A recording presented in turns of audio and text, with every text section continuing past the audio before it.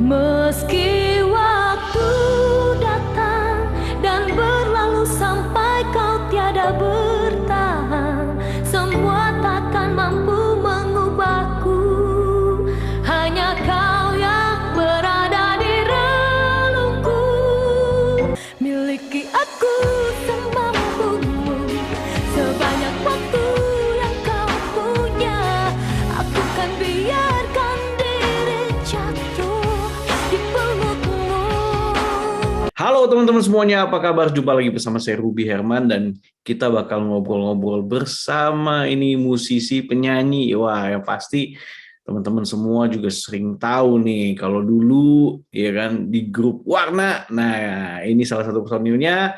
Yes, please welcome ada Dea Mirela. Here's my promise, I will rise and shine. Hai teman-teman, selamat datang di YouTube channel Ruby Herman. Sebelum kita nonton, jangan lupa untuk subscribe ya, karena subscribe itu gratis. Yuk kita nonton sama-sama. Halo. Wow. Mas Ruby. Terima kasih lo udah diundang. Wow, mantap nih, cantik. Nah, kita bakal Makasih. ngobrol nih tentang kegiatan Mbak Dea Mirela nih. Wah, Iya. sehat ya Mbak Dea. Yes, alhamdulillah sampai detik ini sehat. Wow. Semoga semuanya juga diberi kesehatan walaupun keadaan lagi tidak kondusif begini ya. Jadi ya tetap harus semangat ya. Yes, biasanya Iya. katanya kalau nyanyi itu imun tubuhnya naik ya. Ya tentu dong. Nah, kita bakal ngobrol-ngobrol nih. Oke, sebelumnya. Heeh. Nah, Mbak Dea Mirela nih sebelumnya perjalanan karir sebagai musik ini awalnya gimana sih Mbak Dea? Mungkin bisa ceritakan juga nih. Iya. Aku itu suka nyanyi emang dari kecil ya. Terus mengawali karir tuh dari ikut-ikut festival-festival nyanyi yang aku mulai mulai aktif nyanyi tuh dari tahun 90-an lah. 90-an mulai ikut festival, ikut kontes-kontes nyanyi, terus kemudian dari kontes nyanyi itu aku ketemu sama Mas Tamam Hussein yang merupakan pendiri dari grup vokal Warna. Nah, dari situ aku diajak bergabung dengan Warna, dari situlah aku mulai karir sebagai penyanyi di grup Warna. Tapi sebelumnya juga aku tetap nyanyi-nyanyi solo, jadi di Warna sendiri itu sebenarnya walaupun kita sebagai grup, kita nyanyi sebagai grup, tapi kita juga tidak kita juga dibebaskan untuk berkarir sebagai penyanyi solo gitu. Wow, nah jadi sejak gabung di Warna itu kan pasti punya tuh bagi suara atau gimana Iya tuh. dong, seru. Seru ya, karena gini Apalagi kita dari Warna sempet hits banget tuh lagu-lagunya. Iya. Gitu kan. Jadi Warna itu kan seperti tadi aku bilang berawal dari penyanyi-penyanyi festival yang notabene-nya ada penyanyi solo, karena kalau penyanyi solo itu semuanya festival nyanyi kan pasti sendiri-sendiri. Jadi punya ego yang masing-masing besar, terus punya karakter vokal yang beda-beda, sedangkan kalau dalam satu grup kan kita harus warnanya sama gitu. Cuman itulah keunikannya Warna, kita punya warna suara yang berbeda. Kayak aku di sopran, terus Nina itu suaranya lebih berkarakter kayak serak-serak manja gitu kan. Serak-serak bukan serak-serak basah, serak-serak manja kalau dia. Terus kalau yang cowoknya Steven dan Sarwana juga berbeda gitu. Jadi ya dan dengan perbedaan itulah kita jadi semakin unik. Terus pada saat perjalanan kita mulai dengan main-main di kafe pada saat awalnya itu. Gitu, kafe-kafe. Kita nyanyi, tapi kafenya itu langsung yang jams. Waktu pada masa itu jams itu yang ngisi itu emang yang sudah punya karya gitu, yang mengisi itu musisi jazz yang sudah sudah punya nama lah gitu, dan kita merasa bersyukur kita dapat kesempatan untuk tampil di Jams pada masa itu.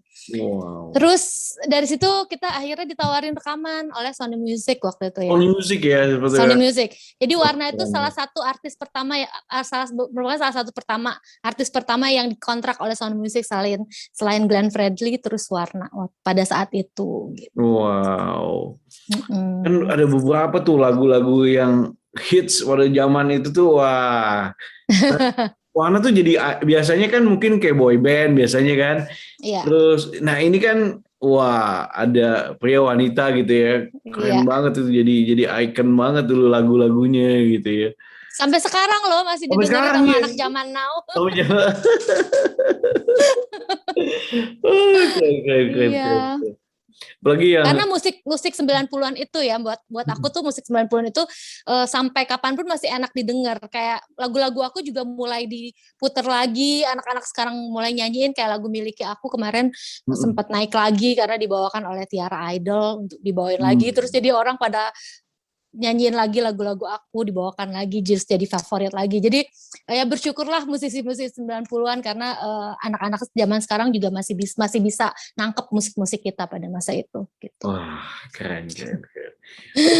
Kalau waktu itu kan di Gitu. Warna nih, itu sampai keliling semua ya, Indonesia mah udah biasa deh. Iya, kita pernah sempat jadi juara dunia loh, Warna. Juara dunia ya, wah. Iya, waktu zaman sebelum Krismon itu kita festival di Filipina pada saat itu, tapi yang ikut 25 negara, jadi dunia ya. Ada 25 negara, jadi Eropa juga ikut, dari Eropa juga ada, terus Asia tentunya gitu ya. Terus kita pada saat itu masih yang lain pada dewasa, kita pada saat itu masih remaja banget ya, masih ABG yang nggak ngerti apa nih, tapi tiba-tiba ada saat momen kita jadi juara gitu. Jadi ya bangga banget sih pada saat itu. Tahun berapa itu waktu itu? 97 apa 98 apa sebelum Krismon lah pokoknya. Wow. 97 atau 98 gitu lah. Iya. Nah, jadi sekarang ini gimana nih kabar Warna nih, Mbak Dea? Kalau Warna sendiri masih ada ya, cuman aku udah keluar, Nina juga udah keluar, jadi tapi kami masih berhubungan ya. Dan sebenarnya kita tuh mau bikin album reunion gitu kan, sebelum pandemi ini kita udah sempat rekaman, udah jadi. Cuman tiba-tiba terbentur dengan pandemi, kita nggak tahu mau gimana. Tapi sebenarnya rekaman udah jadi. Didoakan aja semoga album reuninya Warna segera launching. Wow, amin. All the best, pokoknya sukses. Makasih. Reuni Warna. Iya, Warna reunion. Jadi personil Warna yang sekarang dicampur sama aku sama Nina yang udah keluar dari Warna, jadi Warna reunion gitu. Wow, nah nanti ini jadinya apa nih? Single atau jadi kayak mini album atau kayak bikin video klip atau gimana? Single sih kayaknya. Cuman ya karena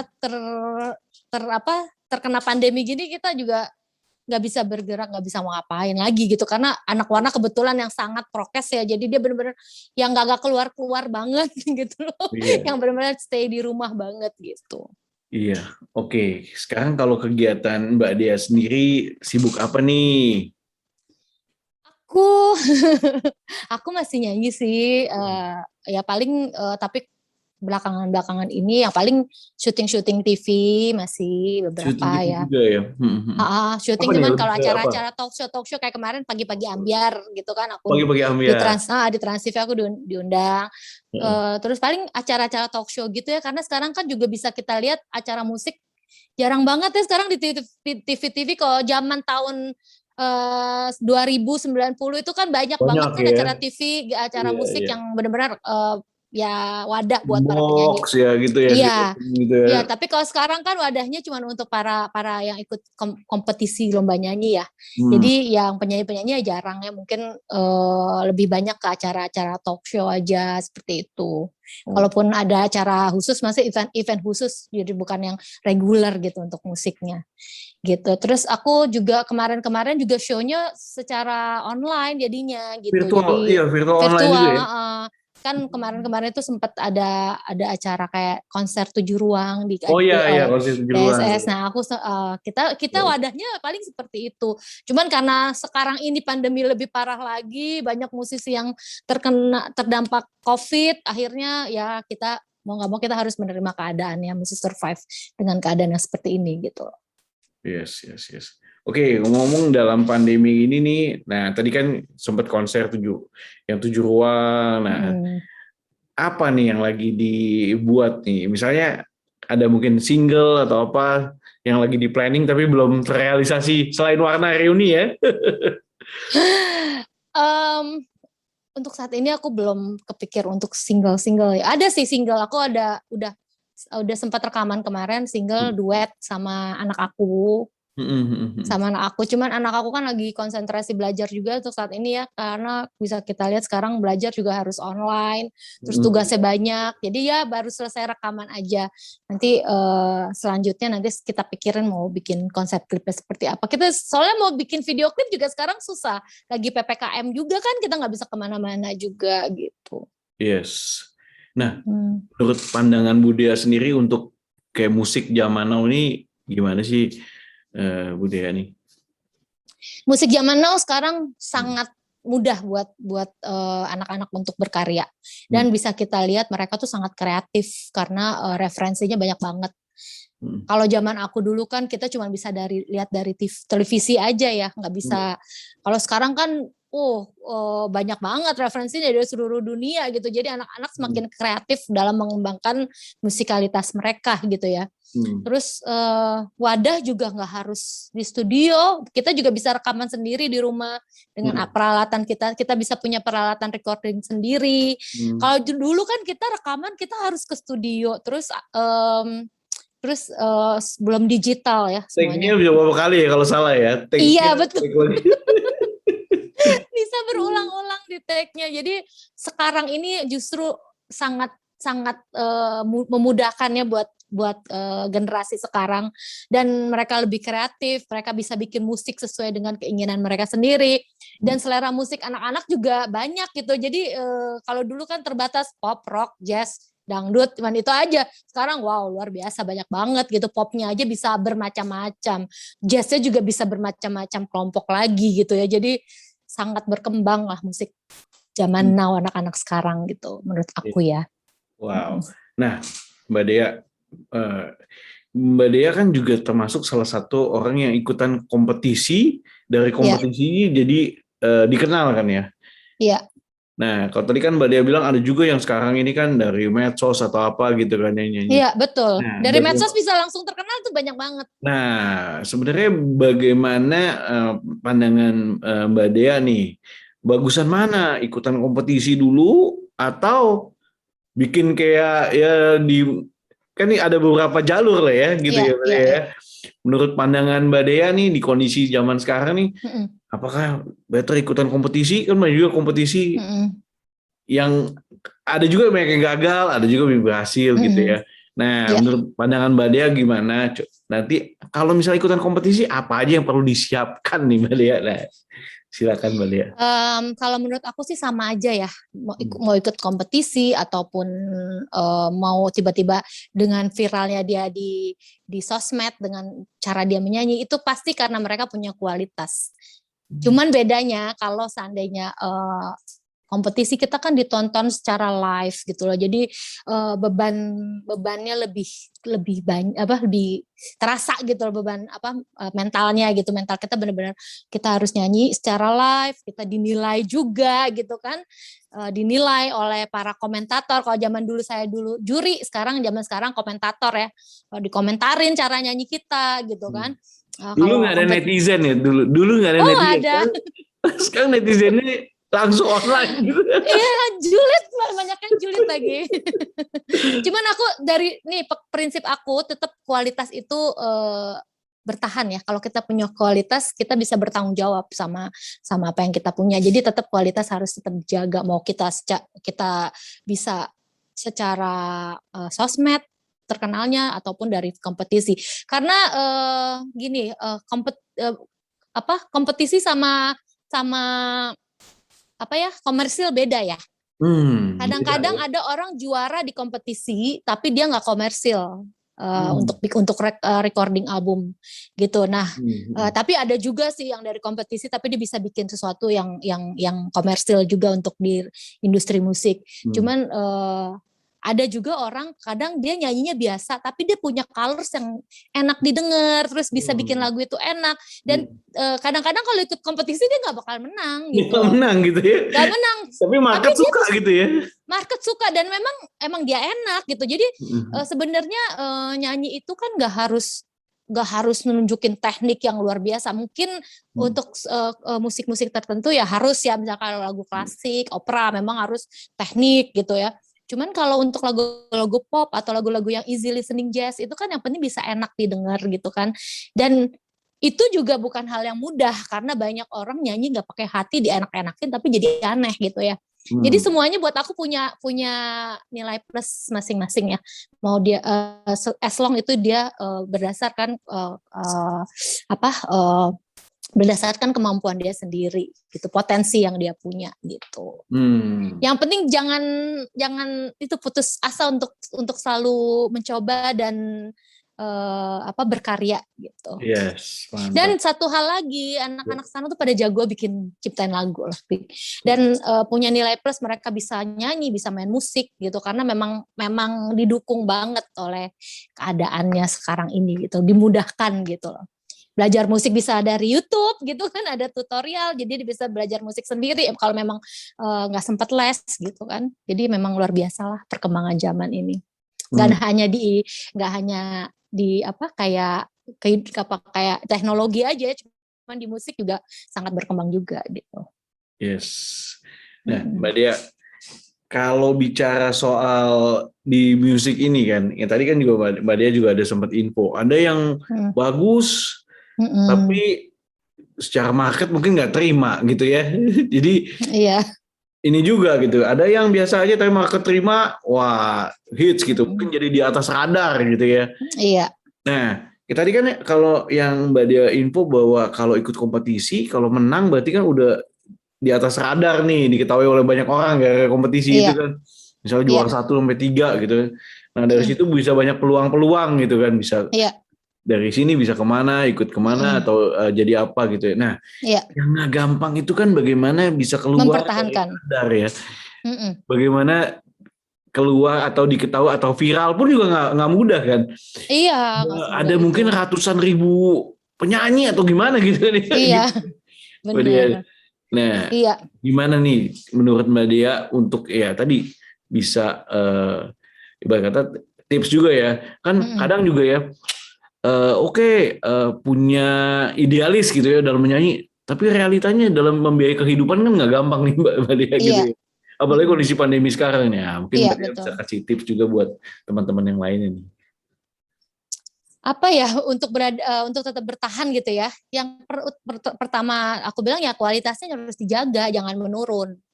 Kita harus tetap menjaga kualitas kita, terus ikutin perkembangan zaman. Kadang-kadang kita udah stay dengan apa yang udah kita punya, kita udah puas dengan segitu. Sedangkan musik itu berkembang, tren musik juga berkembang, kesukaan pasar juga selalu berkembang gitu ya. Kalau zaman saya penyanyi itu harus bersuara tinggi, melengking.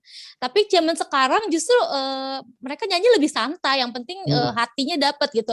Jadi kalau kita nggak ngikutin zaman, yang ada kita ketinggalan zaman dan kita akan kehilangan pasar yang saat ini pasar musik gitu kan. Jadi kita tetap pertama harus menjaga kualitas, terus mengikuti perkembangan musik gitu. Jadi jangan harus mau tahu ada apa aja sekarang, trennya seperti apa gitu. Terus apalagi ya, jangan putus asa lah pokoknya, jangan cepet walaupun keadaan pandemi kayak begini pasti ada jalan untuk karir kita gitu, untuk musik tentunya. Apalagi musik itu kan gampang, yang penting kita nyanyi, hati kita senang. Yang penting kita berkarya yang bagus dulu lah. Nanti masalah finansial itu akan ngikutin, asal selama kita punya karya, kita bisa bikin hal yang bagus, itu akan mengikuti gitu loh. Tapi kalau kitanya nggak mau mencoba, ya kita nggak akan bisa bergerak kemana-mana walaupun kita punya potensi yang sangat besar. Gitu.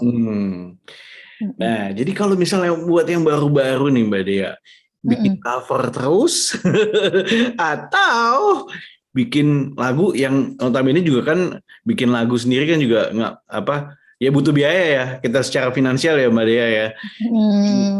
Antara pencipta lagu, misalnya kerjasama pencipta lagu bisa, atau beli lagunya orang misalnya gitu ya. Nah, gimana nih plus minusnya menurut Mbak Dea? Plus minusnya, ya seperti aku bilang sih, kalau menurut aku sih sekarang ini kan pergaulan tuh jadi banyak-banyak bergaul lah ya. Misalnya dengan kita punya dengan kita punya prestasi, otomatis kan kita banyak link nih, kita manfaatin nih linknya, kita berteman sama musisi ini, musisi itu. Dengan pertemanan itu mungkin mereka bisa membantu kita tanpa kita kan musisi gitu, kita pekerja seni, jadi semuanya tuh nggak semua dihitung dengan materi. Kadang-kadang kita senang dengan suaranya dia, oh ya udah bawain lagu gue aja nggak apa-apa gitu, bawain lagu aku aja, dengan senang hati mereka suka, ayo nyanyi lagu aku, tanpa kita harus lu bayar gue segini baru gue bikin lagu, nggak harus kayak gitu, karena kita pekerja seni ya. Seni itu yang penting hati kita senang, mood kita bagus, dan kita senang kalau karya kita dihargai kayak gitu. Jadi kita juga harus membangun link networking gitu ya dengan sesama musisi gitu. Wow, keren.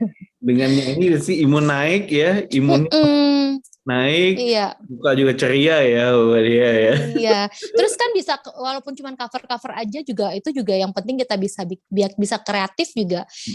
Dari cover itu justru banyak yang naik juga, kita nggak bisa underestimate dengan dia cuma penyanyi cover, tapi dia bisa bikin lagu, yang penting dia bisa bikin lagu enak dan orang seneng kan, kayak gitu ya. Wow. Yang penting kita bikin karya yang bagus aja dulu. Yes.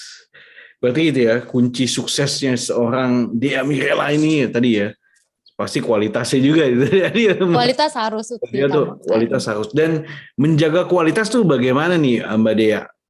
Apakah latihan setiap hari? Bagaimana sih kalau tips dari Mbak Dea untuk menjaga kualitas? Menjaga kualitas harus sering-sering nyanyi. Sering nyanyi ya? Ya iya kan pita suara. Jadi gini, nyanyi itu bukan sesuatu hal yang bisa langsung aku pengen nyanyi dong terus belajar nyanyi langsung bisa, enggak lah, harus melalui tahapan-tahapan. Pertama kita belajar nyanyi, kita yang penting nggak buta nada gitu kan, kita nggak fales, terus kita bisa vibrasi, dan itu vibra itu nggak harus langsung dapet gitu vibra gitu, tapi didukung dengan latihan. Jadi buat aku sendiri nyanyi itu setiap hari nyanyi, kita pemanasan itu kayak mobil kan juga harus setiap hari dipanasin kan. Yes. Gitu juga pita suara kita gitu. Jadi kalau kita mau menjaga kualitas ya sering-sering nyanyi. Kalau kita jarang dipakai pita suaranya ya otot pita suara kita juga tidak akan terbentuk, dan produksi vokal kita juga akan menurun gitu. Keren. Jadi menjaga kualitas. Kedua mesti banyak networking nih. Iya, banyak networking. Terus banyak mengikuti perkembangan musik, jangan males gitu. Ikuti perkembangan musik. Yes. Iya. Tiga hal ini ya Mbak Dea, khususnya dalam ini, dan juga mesti berani mencoba hal-hal baru tadi ya. Iya, mencoba hal baru. Nggak ada yang tahu tuh bisa jadi hits gitu ya. Iya. Pokoknya ada kesempatan di mana misalkan kita kesempatan untuk di sosial media, ya udah kita lakukan itu gitu. Ada kesempatan ikut kompetisi, kita merasa kita mampu, ikut, semuanya diikutin. Nanti yang mana itu yang terbuka pintunya ya suatu saat akan terbuka ya. Kita di mana menerobos ya. Iya. Menerobos di atas radar, dari situ bisa ini. Iya. Yang penting harus berani berkembang lah. Berani berkembang ya. Ya. Nah, Mbak Dea sendiri sangat menikmati sekali nih kalau lihat di dunia musisi, di dunia tarik suara gitu ya. Apa kepikiran nggak punya bisnis atau apa Mbak Dea? Aku nggak jual bisnis seperti tadi, aku seniman gitu, nggak semuanya. Cuman ya mungkin aku bisa berbisnis tapi aku kerja sama dengan orang gitu. Kayak aku ada bisnis, misalkan aku lagi jualan baju muslim tapi aku kerja sama teman aku, tapi aku belum berani untuk bikin brand dengan nama aku sendiri karena aku terus terang aku belum mengerti, dan ya tapi kita kan harus mencoba ya, harus belajar juga. Ya kita harus cari yang aman lah, jangan nekat gitu ya. Misalkan kita tidak menguasai di bidang bisnis, ya jangan beraninya gitu kan. Jadi aku paling kerja sama teman gitu kan, karena kan sekarang ini kita nggak bisa ngandelin dari nyanyi aja nih sekarang ini, karena semua acara dibatalkan gitu kan. Jadi kita harus bersemangat untuk mencari rezeki di bidang yang lain as long itu halal gitu. Wow. Berarti secara langsung juga dalam menjadi penyanyi itu harus juga bisa memanage keuangan juga ya Mbak Dea ya. Harus, Karena apalagi kan kita bukan penyanyi yang kita bukan punya gaji yang bulanan kecuali royalti ya, royalti kan ada terus tuh. Tapi itu pun kita harus berkarya, punya karya yang akhirnya menghasilkan royalti buat kita kan, iya. gitu. Tapi ya harus benar gitu. Jadi jangan, kadang kan orang berpikir artis itu glamour gitu kan, wah semuanya serba mewah. Ya kita jangan ngikutin, jangan memaksakan diri. Kalau memang udah ya kita di atas panggung ya kita memang harus tampil baik.